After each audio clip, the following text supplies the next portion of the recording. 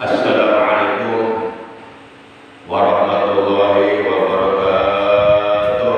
Waalaikumsalam warahmatullahi wabarakatuh. A'udzu billahi minasyaitonir rajim. Bismillahirrahmanirrahim. Alhamdulillahi wa kafa. Wassalatu wassalamu ala sayyidina Muhammadin Mustafa wa ala alihi wa ashabihi ahli sidqi wal wafa, amma ba'd. Asyhadu an la ilaha illallah wa asyhadu anna Muhammadar Rasulullah. La haula wa la quwwata illa billahil aliyyil azim. Ma'asyiral muslimin, segenap jamaah pengajian rutin malam Selasa pada maghrib mushola Al-Istiqomah RT 06 RW 07 perumahan atau kompleks TNI AD Beckham di Barusahari yang saya hormati rahimahumullah wa hadakumullah. Segala puji bagi Allah, sholawat dan salam semoga tetap dilimpahkan selalu atas junjungan kita paduka alam yang mulia baginda tercinta, manusia yang paling dicintai oleh Allah, yakni Nabi kita tercinta Nabi besar Muhammad Sallallahu Alaihi Wasallam beserta seluruh keluarga beliau, para sahabat beliau dan seluruh pengikut beliau yang tetap setia kepada beliau, tetap cinta kepada beliau, tetap menjalankan perintah-perintah beliau dan menjauhi larangan-larangan beliau, menghidupkan dan mengamalkan sunnah beliau serta mengamalkan ajaran Islam yang telah diajarkan oleh beliau.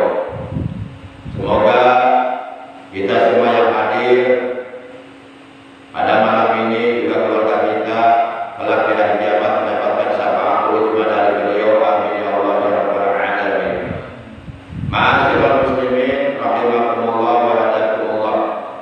Kita awali pengajian kita dengan pembacaan umul kitab dan dengan pembacaan sholawat yang pahalanya kita hadiahkan untuk seluruh ahli kubur dari keluarga kita yang telah mendahului kita, yaitu para sesepuh, orang tua kita, guru-guru kita, paman bibi kita, kakak adik kita, anak cucu kita, dan saudara-saudara kita.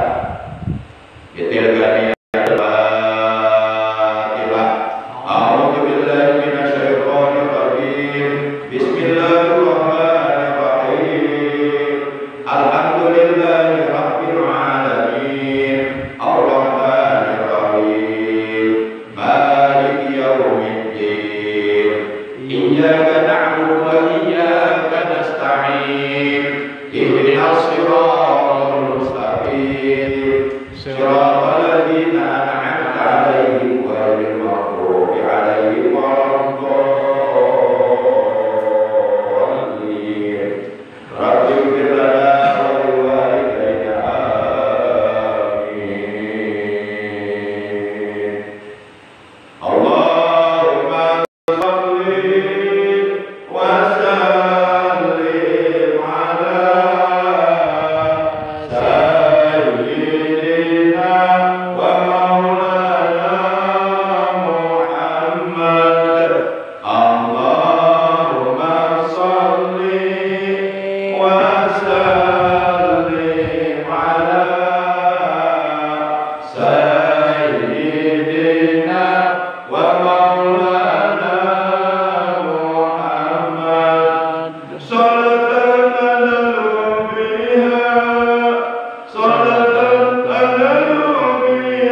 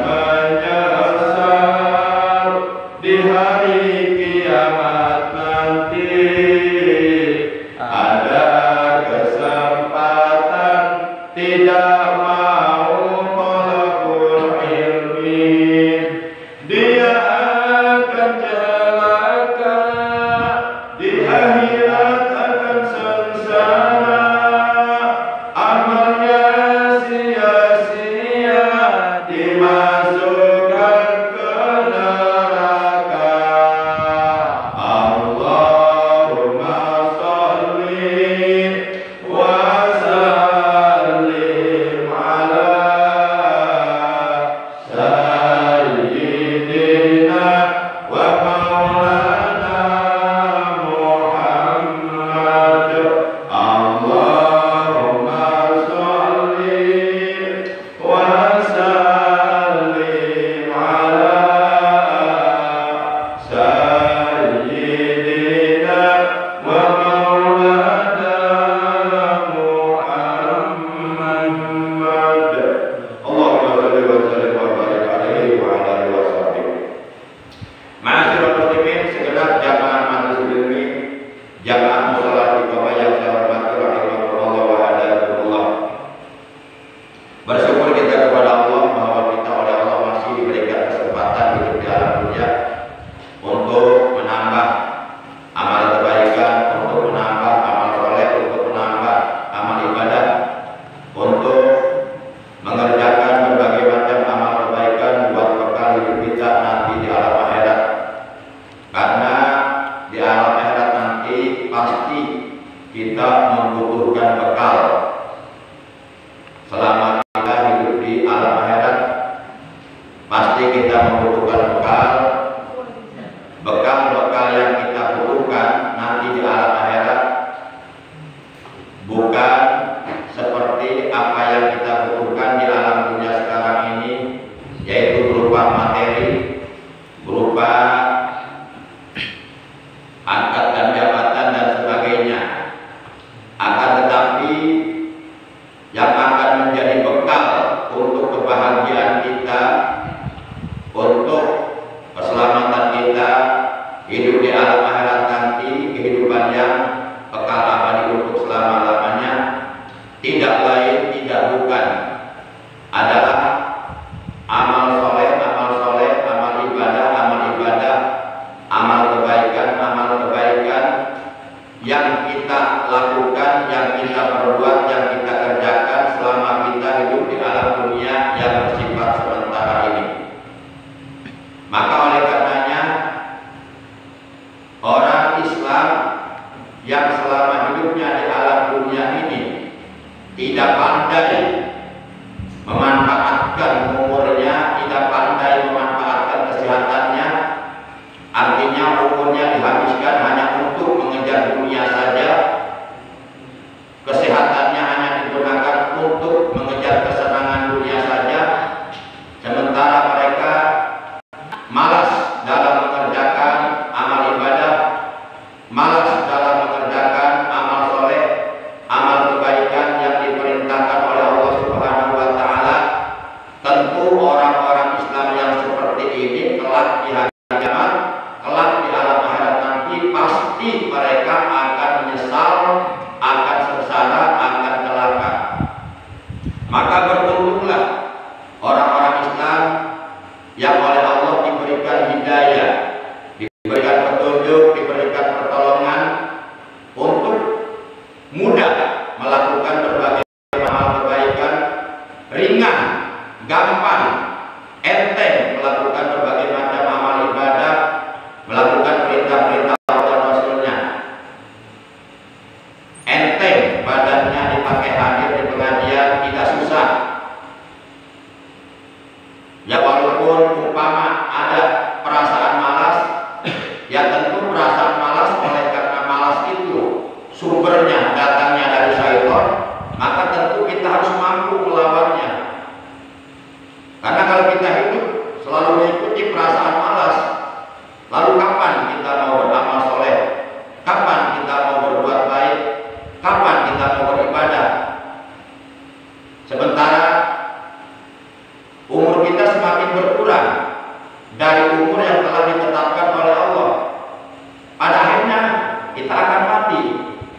Nah, jangan sampai ajal kematian keburu datang merebut nyawa kita yang telah ditentukan oleh Allah kita, sementara kita masih terus mengikuti perasaan malas untuk beribadah, masih terus mengikuti perasaan malas untuk berbuat baik, untuk beramal soleh, untuk mengerjakan perintah-perintah Allah dan Rasulnya.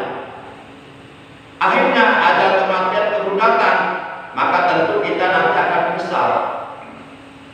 Para jamaah yang dimuliakan oleh Allah Subhanahu wa taala, dalam Al-Qur'an Allah Subhanahu wa taala berfirman, "Faman saqulat mawazinuhu faulaika humul muflihun.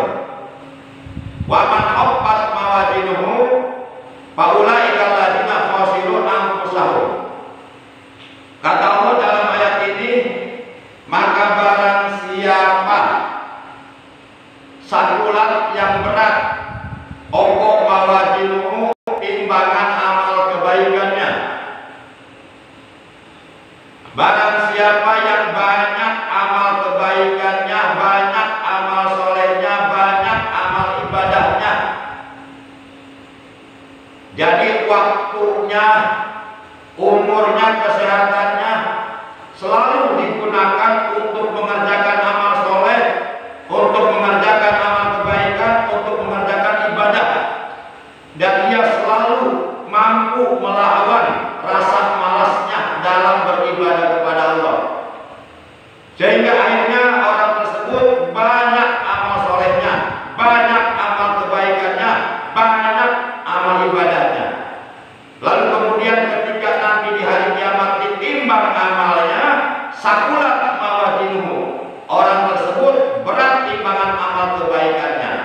Orang yang seperti ini kata Allah, faulaika humul muflihun, maka mereka itulah orang-orang yang beruntung, yakni orang-orang yang akan menerima, memperoleh, mendapatkan balasan pahala-pahala yang besar, pahala-pahala yang mulia, pahala-pahala yang agung yang telah disediakan oleh Allah di dalam surga. Para jamaah yang dimuliakan oleh Allah Subhanahu wa taala. Dan sebaliknya kata Allah, wa man khaffat mawazinuhu faulaika alladziina khasiru anfusahum. Dan barang siapa yang ringan, khaffat, ringan atau enteng atau sedikit, mawazinuhu timbangan amal kebaikannya, faulaika alladziina khasiru anfusahum, maka mereka itulah orang-orang yang merugikan diri mereka sendiri. Para jamaah yang dimuliakan oleh Allah Subhanahu wa taala, maka seyogyanya lah kita berdoa kepada Allah, bermohon kepada Allah dengan doa Rabbana ja'alna minal muflihin, atau Allahumma ja'alna minal muflihin wa la taj'alna minal khasirin. Allahumma ya Allah, ij'al, jadikanlah, lana, bagi kami, minal muflihin, termasuk dari golongan orang-orang yang beruntung. Allahumma ja'alna minal muflihin, ya Allah jadikanlah kami termasuk dari golongan orang-orang yang beruntung. Wala taj'alna minal khasirin, dan janganlah engkau jadikan kami termasuk ke dalam golongan orang-orang yang merugi. Orang-orang yang akan beruntung di akhirat dan orang-orang yang akan merugi di akhirat itu dapat dilihat dari ciri-cirinya. Ciri-ciri yang paling mudah untuk kita pahami, paling gamblang untuk kita pahami bagi orang yang akan beruntung di akhirat, cirinya orang tersebut sangat gampang, sangat mudah, sangat enteng untuk melakukan berbagai macam kebaikan yang diperintahkan oleh Allah dan Rasulnya. Jadi ngaji gampang, gak susah. Dibawa tahajud gampang, gak susah. Dibawa puasa gampang, gak susah. Dibawa hadir duduk di majelis ilmu gampang, tidak susah. Lisannya digunakan untuk baca Al-Quran gampang, tidak susah. Jadi intinya apabila ada seorang muslim atau muslimah badannya dan berikut seluruh anggota badannya mudah atau gampang dibawa ibadah, dibawa untuk melakukan kebaikan, dibawa untuk mengerjakan amal soleh, itu ciri bahwa orang tersebut akan beruntung nantinya di alam akhirat. Ini ciri yang paling mudah kita pahami. Dan sebenarnya ciri-cirinya orang yang akan merugi di akhirat, orang yang akan sengsara di akhirat. Nah, kalau kita sengsara di dunia masih mending. Kita punya saudara, mungkin di antara saudara kita ada yang mau menolong kesusahan kita. Tapi di akhirat nanti kita masing-masing sesuai dengan amal kebaikan yang kita bawa pulang ke akhirat. Makanya kata Abu Bakar Siddiq radhiyallahu taala anhu, beliau menjelaskan di mana perkataan beliau diabadikan di dalam kitab Nashihul Ibad. Kata beliau, man dakhala al-qabra bila amalin shalih ay bila jahid ay bila amalin shalih maka anna markibal bahra bila safinah. Barang siapa yang mati kemudian dikubur, masuk alam kubur tidak membawa bekal, tidak membawa amal soleh, tidak membawa amal kebaikan, tidak membawa amal ibadah yang dikerjakannya selama hidupnya di alam dunia, karena hidupnya selalu malas untuk berbuat baik, malas ngaji, malas hadir. Padahal kalau kita pikir-pikir, hadir di pengajian nggak pakai tenaga, cuma melangkahkan kaki dari rumah terus duduk udah, nggak banting tulang peras keringat, nggak seperti orang main bola lari-lari butuh tenaga sampai jatuh, nggak, cuma duduk, tapi pahalanya luar biasa. Tapi kenapa banyak yang nggak mampu? Nah, berarti dia nggak mendapatkan pertolongan Allah. Makanya saya yakin orang-orang yang bisa duduk di pengajian itu adalah orang-orang pilihan Allah, orang-orang yang Allah menghendaki kebaikan untuk orang itu. Bersyukur kita, sebenarnya banyak orang yang pengen ngaji tapi mereka nggak mampu. Ada aja halangannya, sudah malas, kadang-kadang ada hal-hal yang menghalangi dirinya yang bersifat duniawiyah. Para jamaah yang dimuliakan oleh Allah Subhanahu wa taala, pasti mereka nanti di akhirat akan menyesal karena mereka di akhirat tidak akan mendapatkan pahala dari pahala ngaji yang sangat besar. Di mana pahala ngaji, pahala duduk di majelis ilmu itu lebih besar daripada pahala sholat, lebih besar daripada pahala puasa Ramadan, lebih besar daripada pahala ibadah haji. Kita mau ibadah haji minimal kita harus punya uang 40 juta. Tapi walaupun kita belum ibadah haji, dengan duduk di pengajian itu pahalanya lebih besar daripada pahala ibadah haji. Bahkan pahalanya lebih besar daripada pahala jihad di jalan Allah, perang di jalan Allah, membela agama Allah, mati terbunuh di medan perang. Para jamaah yang dimuliakan oleh Allah SWT, maka sangatlah jelas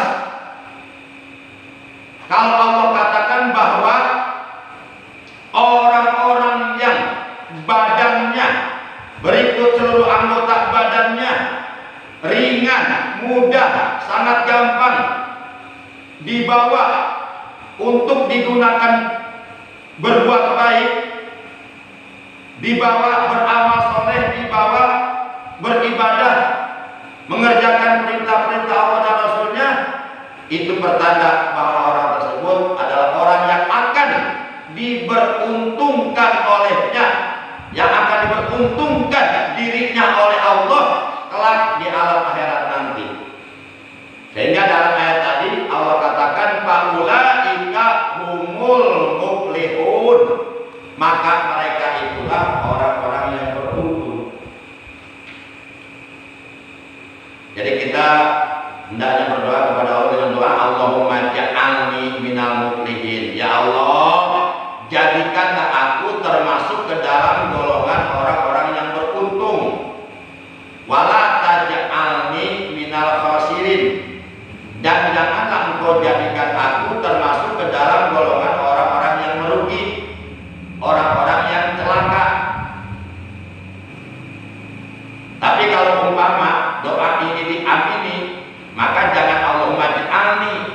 ianya diganti dengan nun mutakalim al-ghair, supaya yang mengamini juga kebagian doa yang kita baca.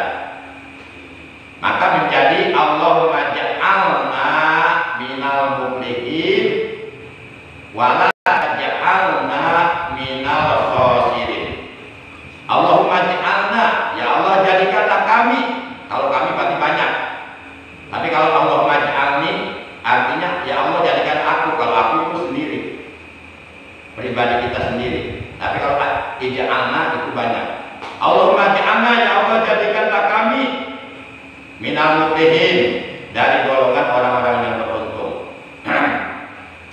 Wala taj'alna, dan janganlah engkau jadikan kami minal khosirin, dari golongan orang-orang yang merugi. Ma'asyiral muslimin, segenap jamaah majelis ilmi rahimakumullah wa hadakumullah. Bahkan kalau kita lihat Al-Quran surah Al-Qari'ah, kita baca surah Al-Qari'ah dari ayat pertama. Bismillahirrahmanirrahim. Al-Qari'ah mal-Qari'ah wa ma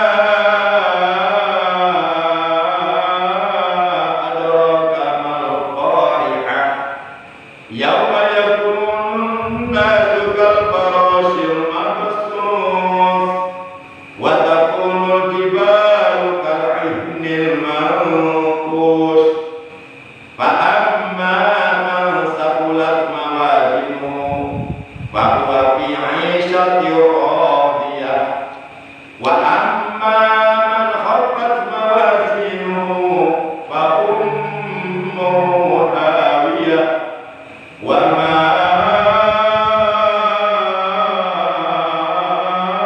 adraka ma hiya narun hamiyah. Nah, kita garis bawahi ayat yang berbunyi fa'amma man saqulat mawazinuhu fahuwa fi 'ishatin radiyah wa amma man khaffat mawazinuhu fa ummuhu hawiyah wa ma adraka ma hiya narun hamiyah. Kata Allah dalam ayat ini, fa'amman, maka adapun bermula orang-orang sakulat yang berat, opo mawazinuhu, timbangan amal kebaikannya. Artinya orang tersebut banyak melakukan amal kebaikan ketika hidupnya di alam dunia, banyak melakukan amal soleh, banyak melakukan ibadah kepada Allah. Ia benar-benar pandai menggunakan, memanfaatkan nikmat umur dan kesehatannya untuk terus memperbanyak amal ibadah, untuk terus secara istiqomah memperbanyak amal soleh, untuk terus secara kontinu memperbanyak amal kebaikan, sehingga timbangan amal kebaikan yang di akhirat berat ke kanan. Kanan melambangkan kebaikan, kiri melambangkan keburukan. Fa'amma man saqulat mawazinuhu, kata Allah. Apa kata Allah? Orang yang seperti itu, kata Allah, orang yang seperti itu fahuwa fi 'ishatin radiyah, maka dia itu berada dalam kehidupan yang menyenangkan. Radiyah, menyenangkan. Artinya orang itu, orang tersebut di akhirat oleh Allah hidupnya akan disenangkan. Di mana? Di tempat yang penuh dengan berbagai macam kenikmatan, di tempat yang penuh dengan berbagai macam pahala besar, pahala mulia, pahala agung yang sudah dijanjikan oleh Allah, yang sudah disediakan oleh Allah. Tempat itu tidak lain, tidak bukan, adalah surga yang sudah diciptakan oleh Allah. Dan setiap kita orang-orang yang mengaku beriman kepada Allah dan Rasulnya, wajib di dalam hati kita mengimani terhadap adanya surga yang telah diciptakan oleh Allah, di mana surga itu adalah tempat kembalinya orang-orang yang bertakwa. Surga itu adalah tempat kembalinya orang-orang yang beriman, yang selalu beramal soleh. Surga itu adalah tempat kembalinya orang-orang yang beriman, yang menyempurnakan keimanannya dengan bertakwa kepada Allah Subhanahu wa Ta'ala.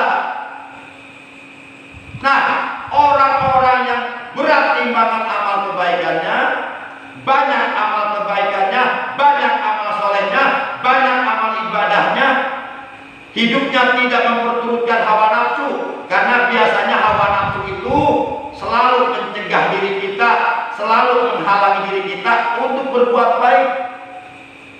Biasanya pada umumnya hawa nafsu itu selalu mencegah diri kita, selalu menghalangi diri kita untuk melakukan amal soleh, untuk melakukan ibadah. Contoh, kata nafsu, nggak usah ngaji, mendingan nonton TV, itu kata nafsu. Kata nafsu, nggak usah ngaji, mendingan tidur, itu kata nafsu. Nah ini nafsu, bisikan-bisikan nafsu yang berada di dalam diri kita, yang didukung oleh bisikan-bisikan syaitan, itu kalau diperturutkan bisa mencelakakan diri kita. Maka beruntunglah orang yang bisa menaklukkan hawa nafsunya. Siapapun orang-orang yang beriman, yang mampu, yang sanggup mengendalikan hawa nafsunya, menaklukkan hawa nafsunya, mereka itulah orang-orang yang kuat, kata Nabi. Mereka itulah orang-orang yang gagah, kata Nabi. Mereka itulah orang-orang yang cerdas, kata Nabi.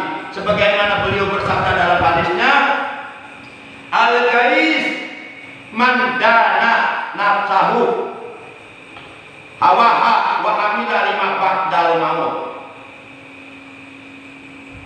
Orang yang kuat itu, kata Nabi, bukan orang yang ketika berkelahi dia menang, enggak dikalahkan orang lain. Bukan. Jadi kata Nabi, orang yang kuat bukan orang yang menang ketika berkelahi. Kata Nabi, kata Rasulullah, orang yang kuat itu adalah orang yang bisa menaklukkan hawa nafsunya yang berada di dalam dirinya. Itulah orang kuat, kata Nabi. Lah kita kadang-kadang diri kita diperbudak oleh hawa nafsu kita.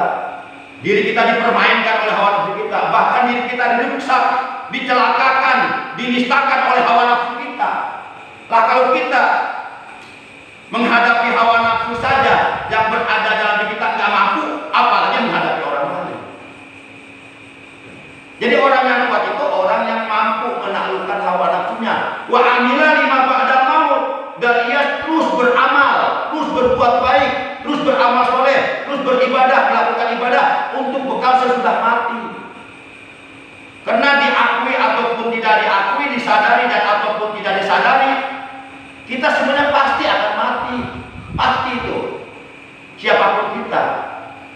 Nah jangan sampai kita keburu mati, kita belum siap bekalnya untuk dibawa ke alam akhirat, untuk kita menjalani kehidupan yang selama-lamanya di akhirat. Di sana tidak ada kematian lagi.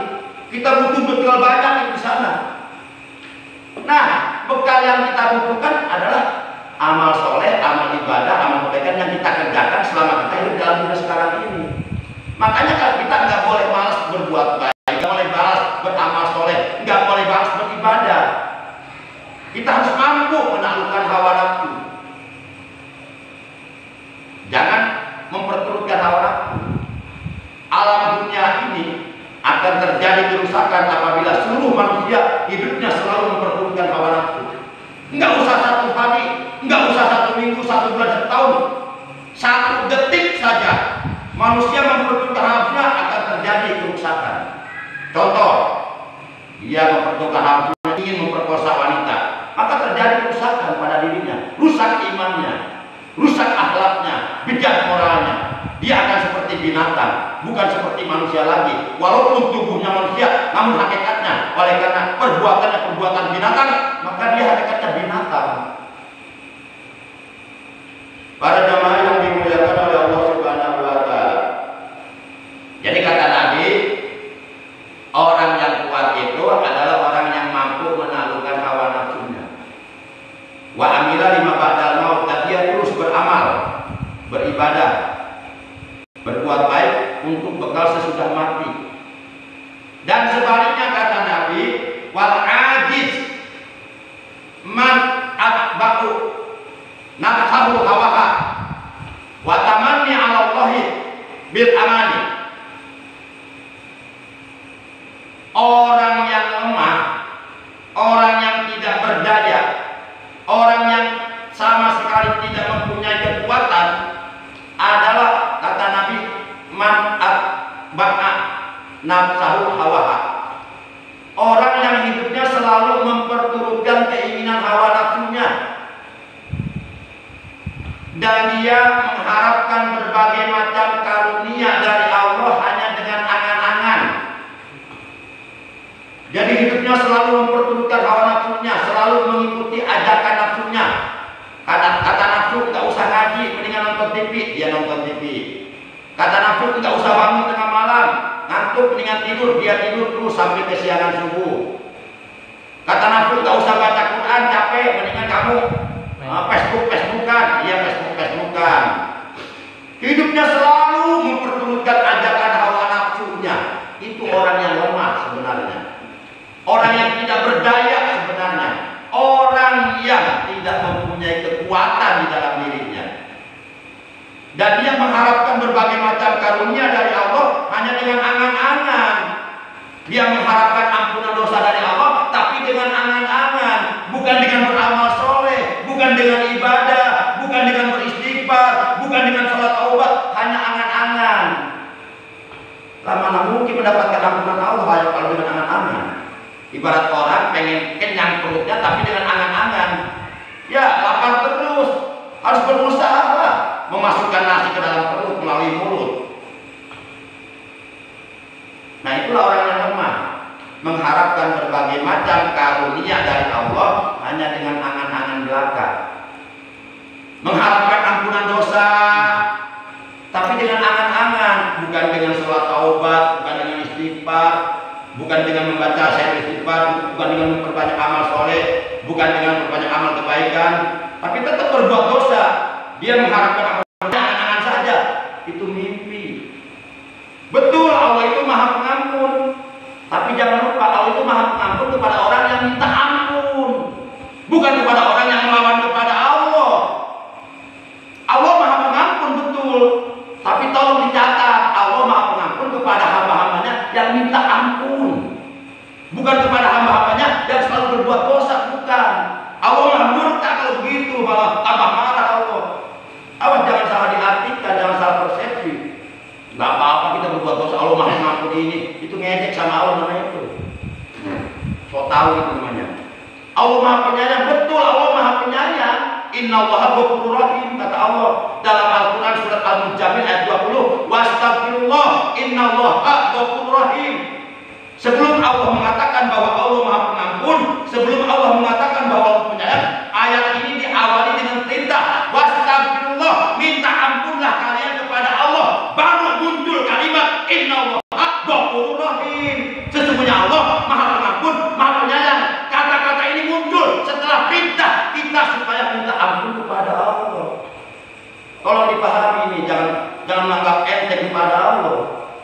Jangan menganggap enteng, jangan menjadikan dalil Allah maha pengampun untuk kita leluasa berbuat dosa kepada Allah. Itu bahaya itu. Jadi Allah maha pengampun dijadikan dalil bagi dia untuk berbuat dosa, untuk leluasa berbuat dosa. Itu Allah murka kepadanya. Bisa-bisa dia matinya dalam keadaan husnul khotimah. Dia jangan sampai salah mempersepsi ayat Al-Quran. Ayat Quran nggak boleh diartikan kita. Kita harus paham tafsirnya. Man fasara Qur'ana bi ra'yihi falyatabawwa maq'adahu minan nar. Barang siapa yang berani coba-coba mengartikan, menerjemahkan, mentafsirkan ayat Al-Quran dengan otaknya sendiri, kemauan otaknya sendiri, kemauan nafsu sendiri, maka bersiap-siaplah dia menempati tempat kembalinya di neraka. Na'udzubillah min. Nggak boleh kita mengaku apa semau dewek, nggak boleh, ada ilmunya. Minimal kita harus menguasai 12 disiplin ilmu agama. Kuasai ilmu nahunya, kuasai ilmu sorofnya, balaghahnya, bayannya, nahunya, manteknya, badinya, fikihnya, usul fikihnya, ilmu tauhidnya, usuluddinnya, ilmu kalamnya. kuasai dulu bahasa Arabnya. Ini baca Quran aja belepotan, udah berani-berani menerjemahkan Al-Quran. Ilmu dari mana lo? Sesat lah, nanti bisa sesat itu bahaya. Para jamaah yang dimuliakan oleh Allah Subhanahu wa Ta'ala. Nah itu. Yuk kita raih ampunan Allah bukan dengan angan-angan, tapi dengan beramal soleh, dengan banyak beribadah. Layak, patut, pantas orang yang selalu beribadah, beramal soleh, selalu beristighfar, bertaubat, layak dia mendapatkan ampunan Allah. Tidak layak mendapatkan ampunan Allah orang yang terus-terusan berbuat dosa dan tidak pernah mau berbuat baik. Nggak layak. Para jamaah, bahkan seseorang itu tidak akan pernah bisa merasakan nikmatnya ibadah. Menurut para ulama sufi, menurut para ulama ahli tasawuf, menurut para ulama muhakkikun, para ulama ahli hakikat, ahli ma'rifat, para ulama yang sudah mengetahui, sudah terbuka hijab-hijab antara dirinya dengan Allah. Menurut mereka, seseorang itu sampai kapanpun tidak akan bisa merasakan nikmatnya ibadah, nikmatnya sholat, nikmatnya ngaji, nikmatnya baca Quran, kalau dia belum mampu melakukan satu hal yang namanya istauhasun nafsi, memutuskan kecintaan hawa nafsu. Jadi kita harus belajar memutuskan putus cinta dengan hawa nafsu. Artinya segala sesuatu yang disukai oleh hawa nafsu kita putuskan. Nafsu suka perempuan, kita putuskan jangan main perempuan. Selama kita masih main perempuan, kita tidak akan pernah bisa merasakan nikmatnya ibadah kepada Allah. Karena diri kita dikuasai oleh hawa nafsu, dikuasai oleh setan. Di dalam tubuh kita banyak setannya. Maka kalau dalam tubuh kita banyak setannya, begitu kita sholat kita bawaannya panas, ingin cepat selesai sholat, nggak mau wiridan karena panas. Karena dalam tubuhnya banyak setannya. Nah, apabila kita sudah mampu melakukan istauhasun nafsi, memutuskan kecintaan hawa nafsu, artinya segala sesuatu yang disukai, yang dicintai oleh hawa nafsu diputuskan. Nafsu cinta perempuan, putuskan dengan perempuan. Nafsu cinta jabatan, putuskan dengan jabatan. Nafsu cinta pangkat, putuskan dengan pangkat. Nafsu cinta harta, putuskan dengan harta. Terus fokus ibadah, baru orang tersebut bisa mendapatkan manisnya iman, lezatnya ibadah, nikmatnya sholat, nikmatnya sujud, nikmatnya ruku, nikmatnya baca Quran. Itu akan rasa kalau dia sudah mampu istauhasun nafsi. Lah kita mah terus terang aja masih banyak untuk hawa nafsu. Kadang-kadang ibadah pun terhalang oleh hawa nafsu kita. Contoh, kita punya urusan dunia yang notabene ini akan menghasilkan uang miliaran, sampai kita tinggalkan sholat, kita kerja miliaran itu hawa nafsu. Udah isya belum ini? Udah ya? Dan kapan? Baik. Mudah-mudahan apa yang saya sampaikan oleh Allah dijadikan ilmu yang bermanfaat, ilmu yang barokah, ilmu yang disertai hidayah, ilmu yang dapat menghantarkan kita untuk bisa menjadi hamba-hamba Allah yang terbaik di hadapan Allah. Jadilah kita hamba-hamba Allah yang terbaik di hadapan Allah. Dan jangan pernah ingin menjadi hamba-hamba Allah yang terbaik di hadapan manusia. Manusia tidak ada apa-apa kecil. Kita jangan mau menjadi orang terbaik di hadapan manusia, tapi jadilah manusia yang terbaik di hadapan Allah. Itu cita-cita kita. Jadilah manusia yang diridhoi oleh Allah, jadilah manusia yang dicintai oleh Allah, jadilah manusia yang disukai oleh Allah. Jangan sekali-kali ingin menjadi manusia yang dicintai oleh manusia, yang dicintai oleh harta dan sebagainya. Jadilah manusia terbaik di hadapan Allah. Dengan apa? Dengan prestasi ibadah kita kepada Allah kita tingkatkan. Barang siapa yang prestasi ibadahnya hari ini, bulan ini, tahun ini jauh lebih baik daripada hari kemarin, daripada minggu kemarin, daripada bulan kemarin, daripada tahun kemarin, bahwa lebih maka dia orang beruntung karena dia ada peningkatan dalam ibadahnya, karena dia ada peningkatan dalam prestasi ibadahnya, dalam keimanannya, dalam ketakwaannya. Dan kita terus diperintahkan untuk berusaha meningkatkan kualitas keimanan kita, kualitas ketakwaan kita kepada Allah. kualitas prestasi ibadah kita kepada Allah terus kita tingkatkan supaya kita nanti di akhirat minal muflihin, masuk ke dalam golongan orang-orang yang beruntung, orang-orang yang oleh Allah akan jadikan ahli surga. Nanti akan dipertemukan dengan para nabi, para rasul, dengan orang-orang mulia, dengan orang-orang soleh, dengan orang-orang yang dicintai oleh Allah. Demikian, kurang lebihnya mohon maaf. Terima kasih atas perhatiannya, atas kehadirannya. Akhirnya mari kita tutup taklim kita pada malam ini dengan ucapan Alhamdulillahirabbil alamin. Subhanakallahumma wa bihamdika asyhadu an la ilaha illa anta wahdaka la syarika laka astaghfiruka wa atubu ilaik. Warahmatullahi wabarakatuh.